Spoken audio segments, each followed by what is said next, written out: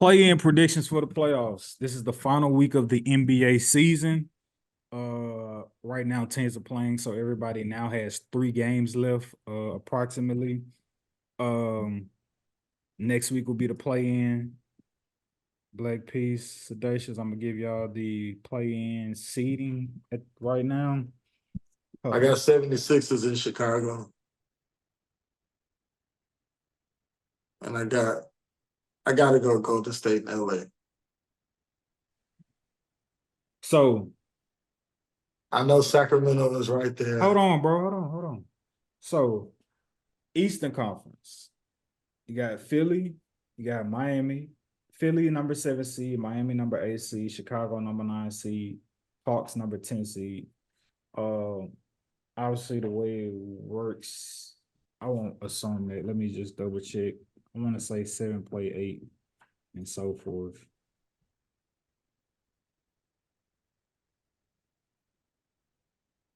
So,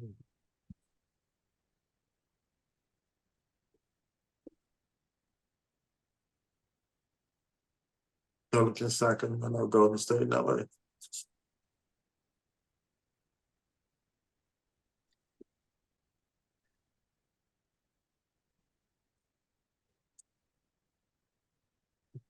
whoa, these niggas get, bro, it's 37-8. The Clippers versus the Suns right now.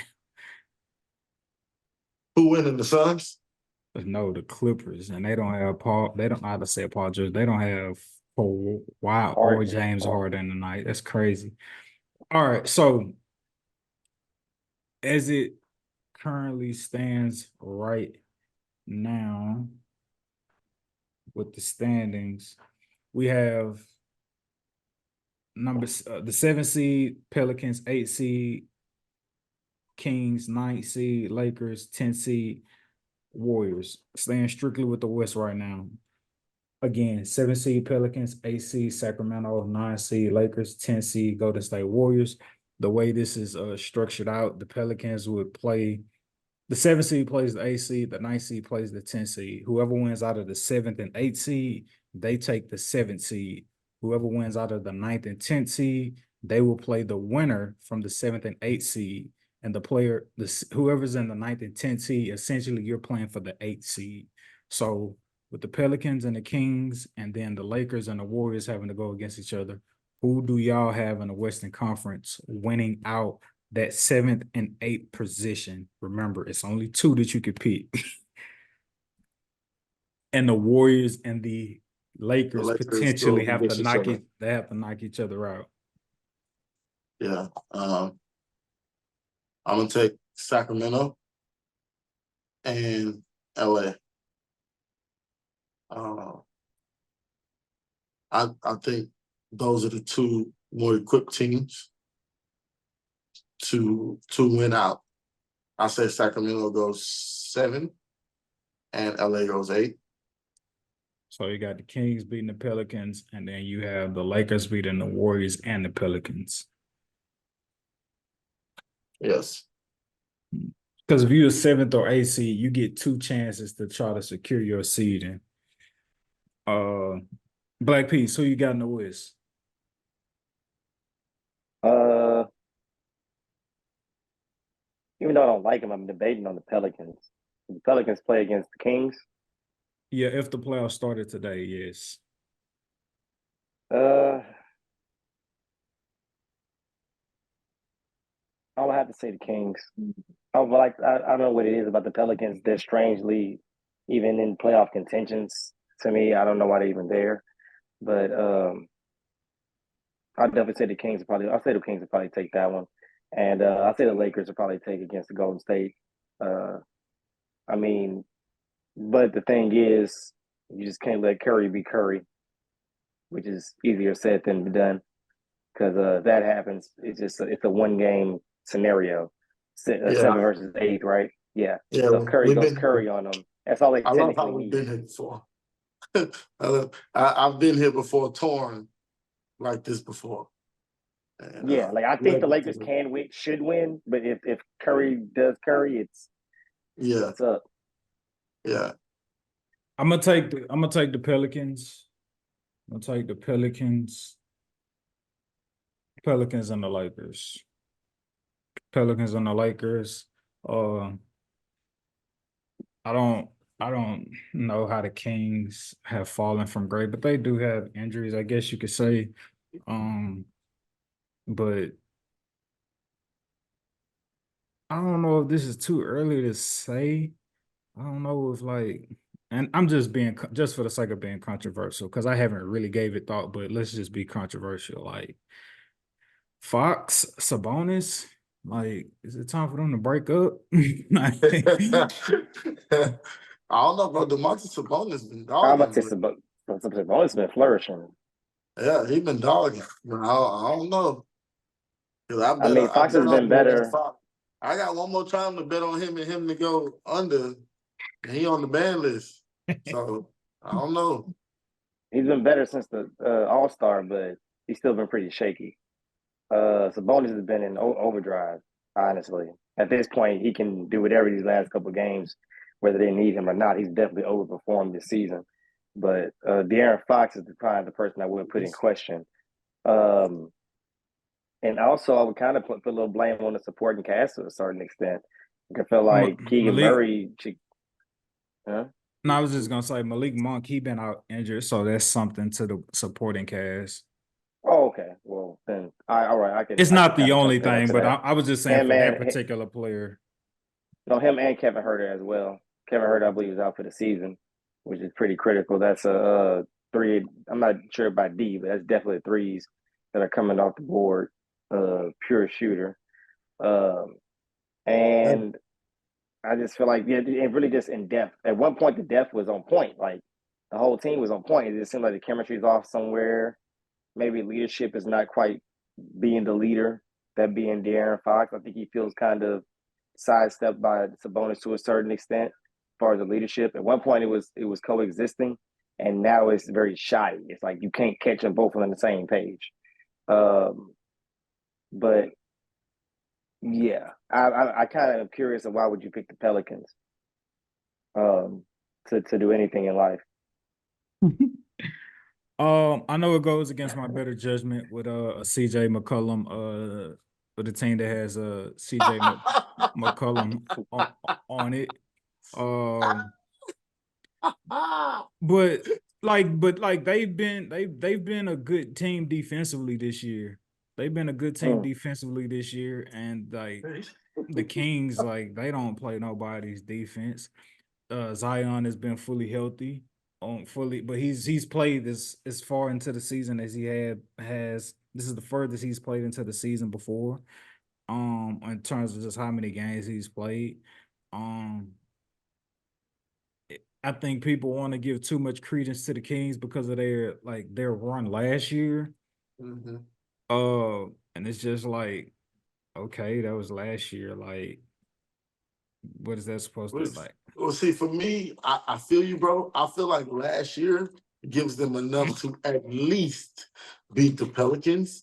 So that's why I'm kind of of the mindset of Darnell. It's it's the Pelicans. Don't we still feel like they a young, immature, not ready for the postseason type of team? Right? When the Kings, what they've showed, the showing that they had last year, wouldn't they be more believable to be ready for the postseason, along with the other two teams, which are the Lakers and Golden State? It seems like one of them just don't fit, right, at that point. And so, and with Domantas Sabonis being who they can run the offense through to slow it down, don't necessarily have to go through the inconsistencies with De'Aaron Fox. I don't know. I don't know if Sacramento won't have a better game plan with all of their injuries to slow the game down and run it through Domantas Sabonis. I don't know. I just like saying both his names at the same time. I don't know why. It's like that with all foreign players. I like saying Nikola Jokic. I like saying Luka Doncic. Dope names, bro. Dope names. I feel you. DeMontis, I get it. Giannis Antetokounmpo. That's hard, bro. Yeah, bro. It's an understandable sensation, bro. I respect that. No bullshit. No bull. What's up, buddy? Name? I think he played for the Thunder. Micic is that his name? Yeah, I give a nice good throwback that everybody can reconcile with. So Jokovic. Oh, Yeah. hey, and here's the thing too. I didn't even know this before I said I would bet on the. I didn't even know this before I said I would bet on the Kings, but the Kings got the excuse me. I didn't know this before I said I would bet on the Pelicans. The Pelicans have the Kings 3-0 this season. So there's that. And they getting ready to play each other this upcoming Thursday. On the 11th, so they could possibly go for the season sweep. So like these are teams who played each other going on. They would have played each other 4 times if they finished in the 7th and 8th spot. And so like we didn't beat y'all 4 times throughout the regular season, and for a playing game, we can't beat y'all again.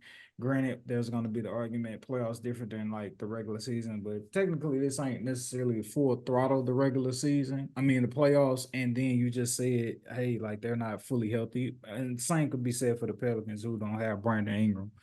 But I got the Pelicans over in the East. Hold on, time out. I need our fans to understand the magnitude of this right now.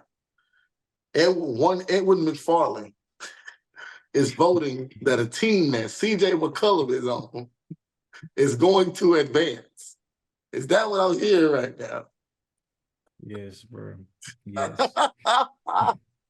Hey, let it be noted, he is not proud of it. For y'all that don't know, our homeboy Edward is like one of the biggest Damian Lillard fans. He's been following the young Bulls since high school, somewhere like that. And he's not the biggest fan of CJ McCollum. We're just gonna leave that right there.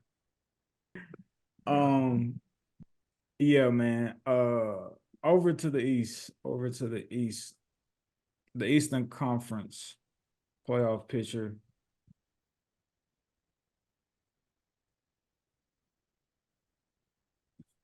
The Eastern This Conference. one's a little tougher to deliberate if you ask me, but we'll try. Let's do it. So 7 through 10. 7, you got the Sixers. Irony, right? Right.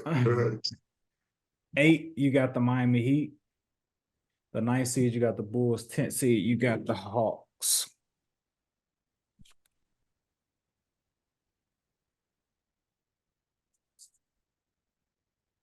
Okay, so I'm gonna go Bulls. I like DeMar DeRozan and Vujicic. And I'm gonna go Baga Baga. I'm gonna have to go 76ers. Yeah. What am I talking about? I have to go. No, I'm going 76ers. No. What I'm talking about? I'm talking about Jimmy Butler and Bam Adebayo. Both of them on my band list, by the way, unless I'm taking them for an under. But anyway, 76ers. And who did I say? Who's the other team? 76ers and the Bulls. Yeah. I think the Bulls have been coming along the last part of this season. And let's see if they can carry that momentum into the play-in. Yeah, you're on mute like a mug. I got the Sixers, and then I got the Heat. I think I got the Sixers at 7, then I got the Heat at 8. That'll be a great, phenomenal matchup if the Heat get to go up against the Celtics round 1. Again, we started this podcast with Giannis possibly having an injury that may hinder him from playing throughout the playoffs. I don't want to necessarily say what I think it is because it has yet to be confirmed. But yeah, thinking about that situation last year in the playoffs with the with the Heat, it was a play-in series, I believe, at that. The Heat and the Chicago Bulls, I think, to like get into a spot when they were like down by like double digits with like 3 or 4 minutes left, and the Heat came and walked the Bulls down to make it into the playoffs. I just think that he still got the Bulls card. So that's how I feel about that. Joel Embiid is back. Maxey just had a 50-point game. I think he's hitting his stride at the right moment. So I would pick the Sixers over the Hawks and the Bulls. What What about you, Black Peace? Then you got the Sixers and who? The Sixers and the Heat.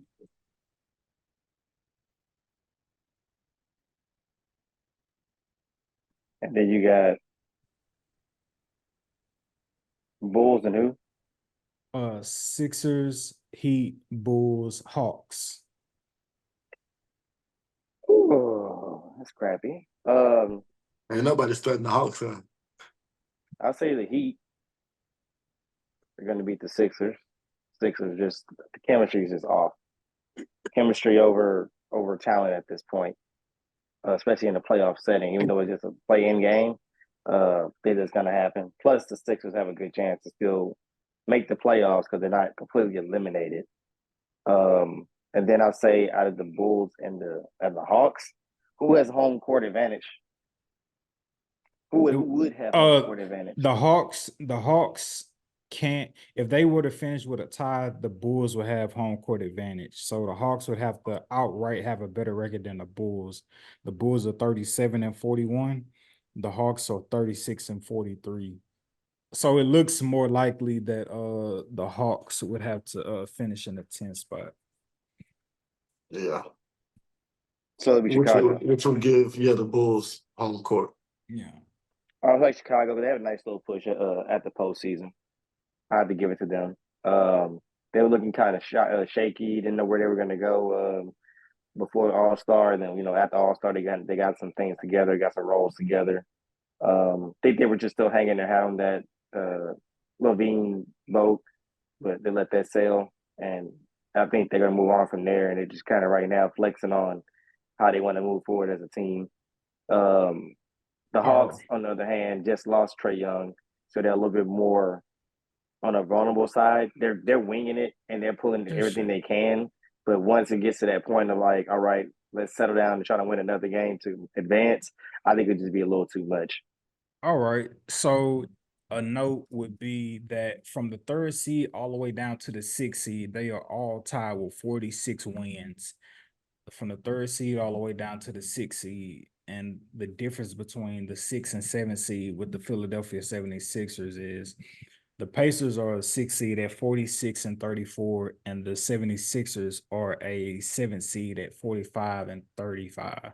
So these last 3 or 4 games or 3 games are going to mean a lot. Black Right, Peace. so these teams could not even be in the play. Yeah. No. So no. Well, no, these teams could fall into the play-in. Right, okay, right. They won't fall Right. out of the playoff picture, but they could have a 3 to 6 seed That's what I mean. So the spot. 76ers can go up and then somebody can come down. Yeah.